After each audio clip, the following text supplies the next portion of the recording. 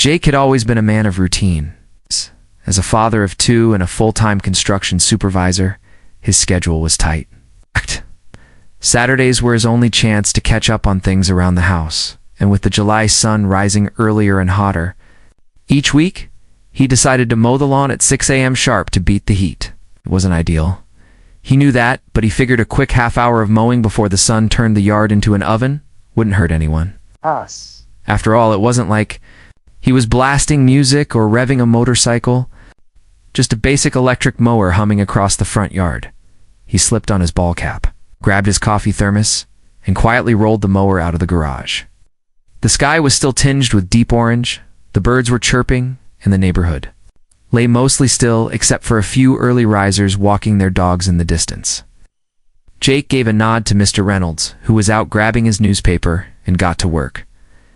10 minutes into the job, just as he was finishing the front lawn, he noticed a curtain snap closed across the street. Then, 2 houses down, another one shifted. He didn't think much of it. He figured some folks might not love the timing, but it wasn't like he was breaking the law. Then came the sound of a door slamming hard. He turned to see Herkerin. Blake. She stood on her porch in a pink bathrobe, arms crossed. Fury in her eyes, Jake turned off the mower and gave her a polite wave. "Morning, Karen," he said, trying to keep it light. She didn't return the gesture. Instead, she stormed back inside her house without saying a word. He shrugged and continued mowing, this time on the side yard, figuring maybe she just wasn't a morning person. But 5 minutes later, a pair of flashing red and blue lights lit up his entire front lawn. He froze. A police cruiser rolled up slowly, headlights cutting across the dew-covered grass. Jake let go of the mower handle, and the humming stopped. 2 officers stepped out, one older, with a notepad already in hand, and the other younger, scanning the area like something serious had gone down.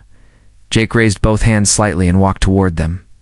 "Officers, is something wrong?" Why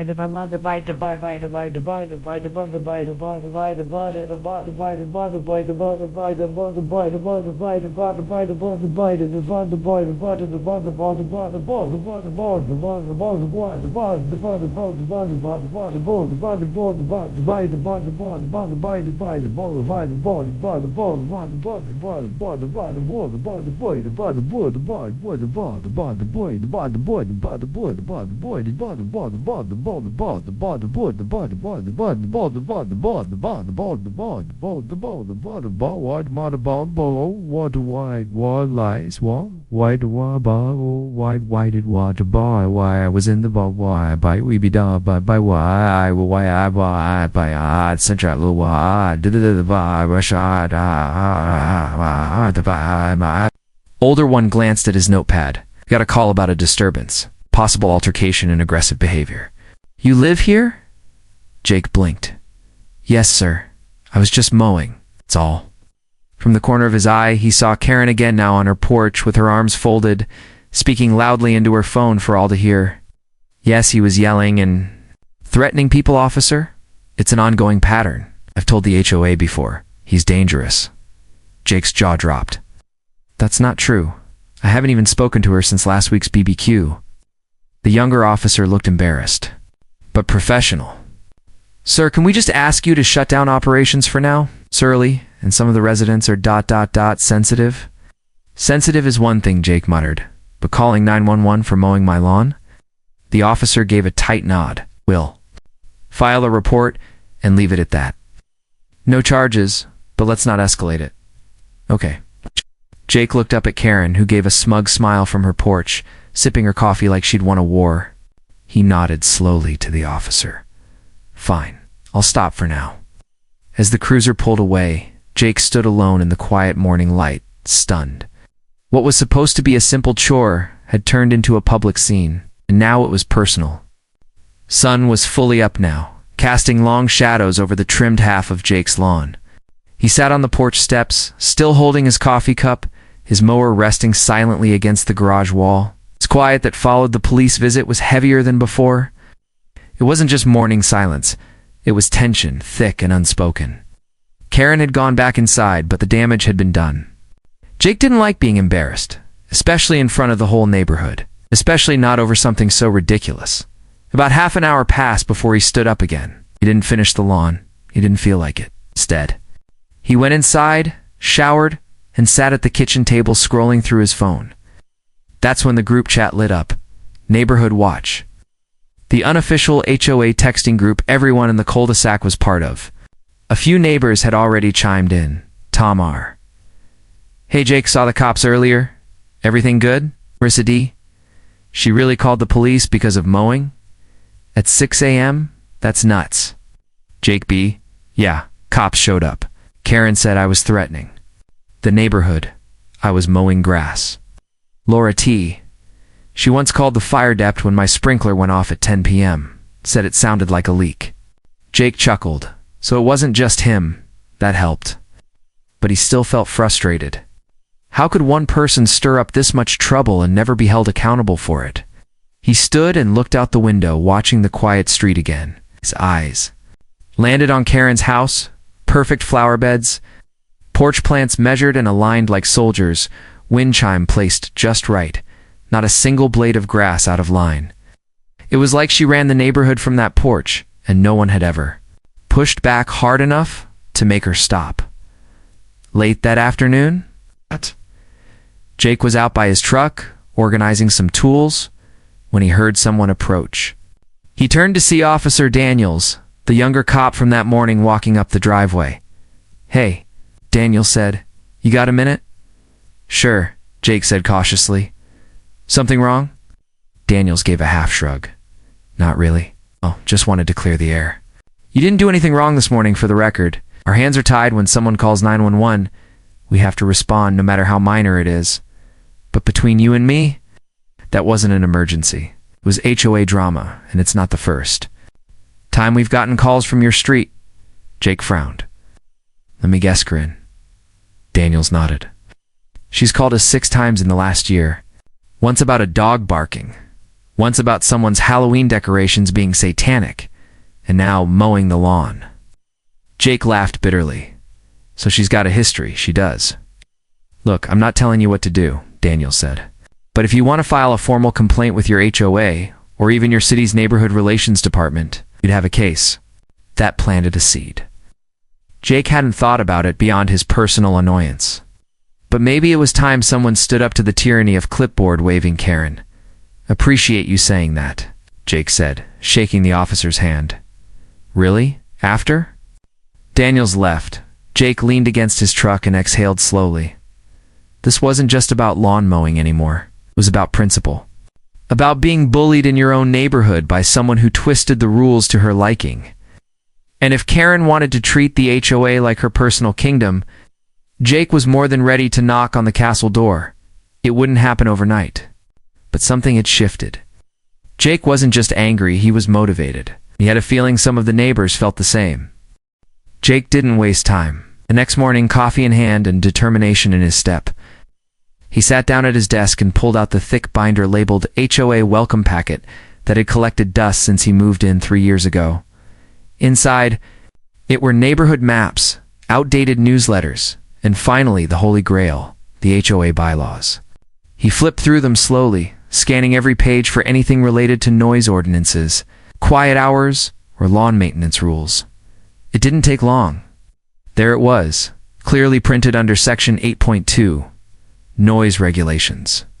It stated that excessive noise from landscaping equipment, construction, or musical instruments was not permitted before 7 a.m. on weekdays and not before 8 a.m. on weekends.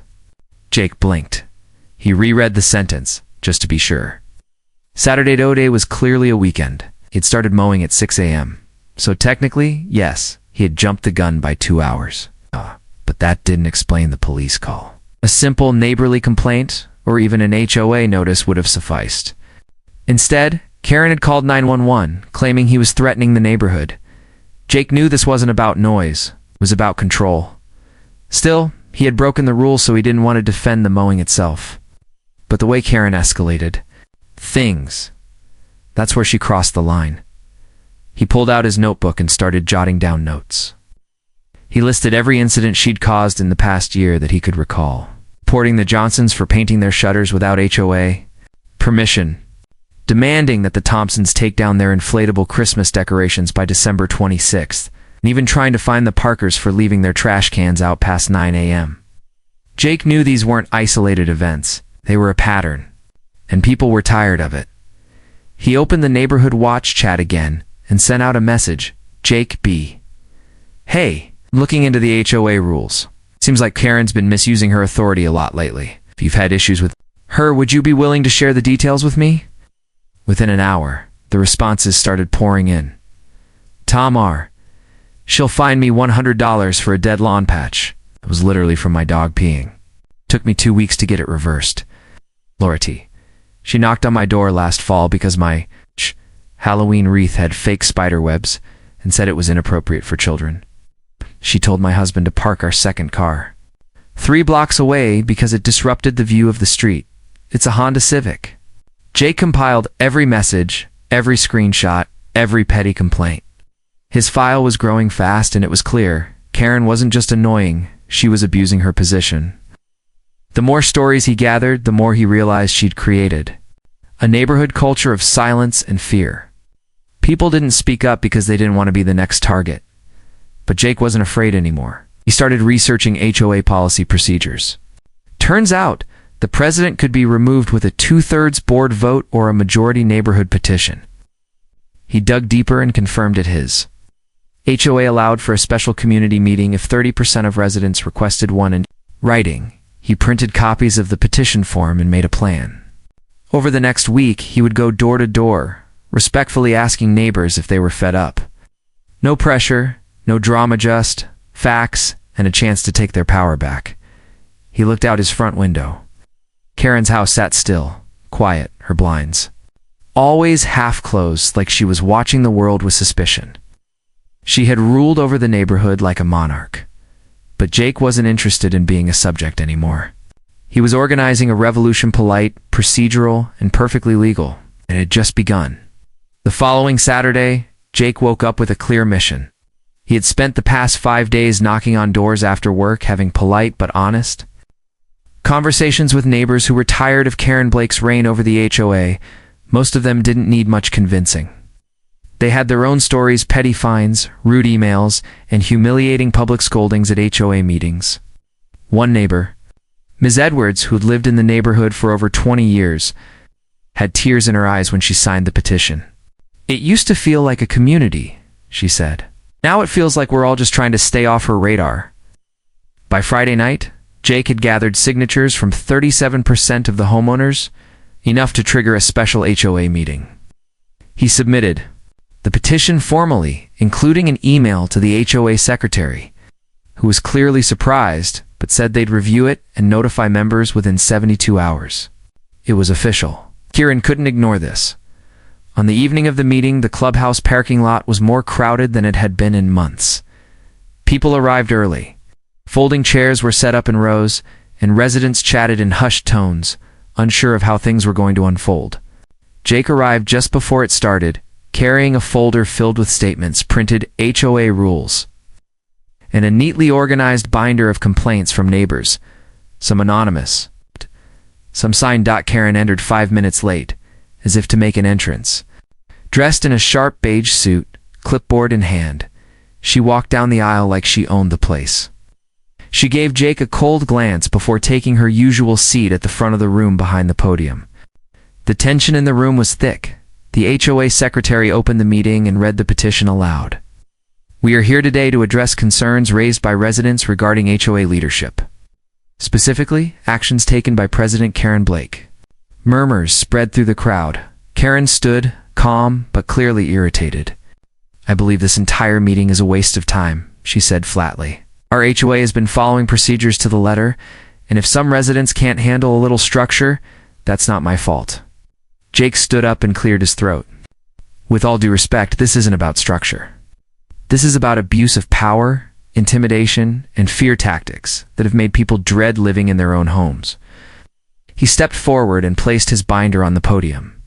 I've collected over 20 statements from homeowners who felt targeted, fined unfairly, or publicly shamed for minor or non-existent infractions. One of them had to cancel a birthday party because you threatened a violation over balloon decorations. Karen's lips tightened. If I enforce the rules, that's my duty. Jake shook his head. Calling 911 on me for mowing the lawn at 6 a.m. on a Saturday is not enforcement. It's harassment. He pulled out a copy of the HOA bylaws. According to this, the proper procedure for noise violations is to issue a written warning, not an emergency police call. Whispers turned to quiet applause. Other neighbors started speaking up. Tom talked about being fined for a cracked garden gnome. Rissa read aloud the nasty letter Karen had sent her for having a colorful doormat.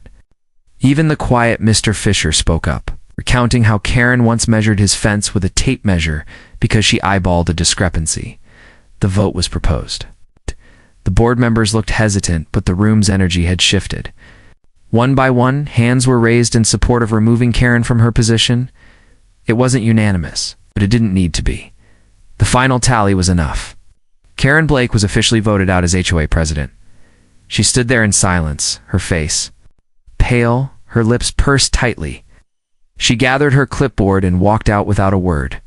The room sat in stunned silence for a moment, and then, slowly, people began clapping. Jake sat down quietly, heart pounding, but satisfied. For the first time in a long while, the neighborhood had spoken and someone had finally listened. The weeks that followed felt like the first breath of fresh air after being stuck in a stuffy room for too long.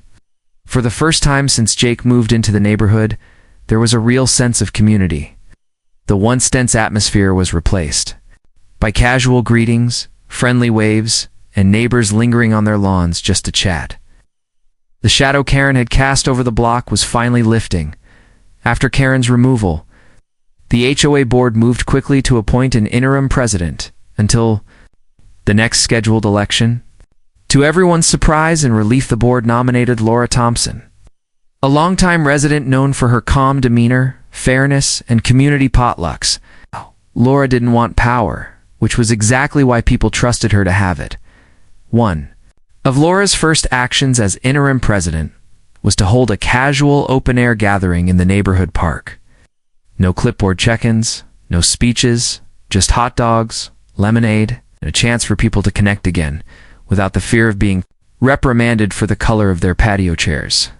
Jake showed up a little late, not expecting much, but found himself surrounded by grateful neighbors who patted him on the back, thanked him for standing up, and shared even more stories they had kept quiet for years. What struck Jake the most was how many people had been silently holding their breath, worried that one wrong move might get them fined, reported, or worse, shamed. Karen's reign had created a culture of quiet compliance. People had stopped putting up decorations. They avoided hosting outdoor gatherings. Some had even considered moving. And now, it was as if a fog had lifted. Jake didn't see Karen around anymore. Her car was still in her driveway most days, but her blinds remained tightly shut. Rumors swirled that she'd tried to file a formal complaint with the city against the HOA board for unlawful removal. But nothing came of it. She had lost the one thing that gave her control, and she didn't know what to do without it. Meanwhile, the HOA board, led by Laura, made significant changes. Outdated or overly strict rules were reviewed, and many were revised. Quiet hours were clarified, and a new system was introduced for handling violations, one that emphasized warnings, open communication, and neighborly respect. The board even created a committee dedicated to community events and open feedback, something Jake agreed to join after some convincing. One warm Saturday morning, Jake finally finished mowing his lawn again, but this time, he waited until 8 a.m. When he was done, he poured himself a cup of coffee and sat on his porch. Across the street, Mr. Reynolds gave him a thumbs up. Marissa walked by with her dog and waved. Even a few kids zipped down the sidewalk on their bikes, shouting greetings as they passed. There were no flashing police lights, no glares from across the street, no phone calls being made. Jake smiled to himself. He hadn't wanted to be the face of some neighborhood rebellion, but when it came down to it, he just couldn't stand to see people bullied anymore. It started with a lawnmower, sure, but it ended with a neighborhood that finally found its voice. What used to feel like just a place to live now felt like home. Not because the rules changed, but because the people finally came together. And Jake realized that sometimes all it takes to change everything is one person willing to stand up and say, enough. He took another sip of his coffee, leaned back in his chair, and listened not to sirens or complaints, but to the sounds of a neighborhood alive again.